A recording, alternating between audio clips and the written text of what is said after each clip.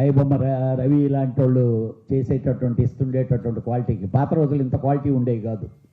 ఇప్పుడు మరీ హెచ్డి క్వాలిటీలు అన్నీ తీసుకొని రిలీజ్ చేస్తే ఆటోమేటిక్గా ఇంట్లో కూర్చొని హ్యాపీగా పొగోడి తింటా పిల్లలతో సరదాగా ఫ్యామిలీతో మాట్లాడుకుంటా సినిమా చూడటం అలవాటైపోయింది. దానివల్ల ఎంత నష్టపోతున్నామో మనందరికీ తెలుసు. మీ అందరి సహకారం కూడా ఉంటే దీన్ని ఇంకా కొంచెం ముందుకు తీసుకెళ్లేదానికి కుదురుద్ది.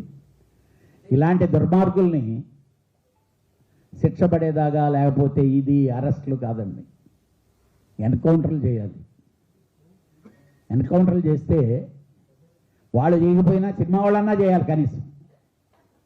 ఎందుకంటే అంటే అంత బాధ వాడికి సంబంధం లేకుండా ఒక సినిమా ఇన్ని కోట్లు ఖర్చు పెట్టి వందల మంది కష్టపడి వాళ్ళ బ్లడ్ని తాగుతుండే లాంటి బ్లడ్ చూడటం చాలా అవసరం.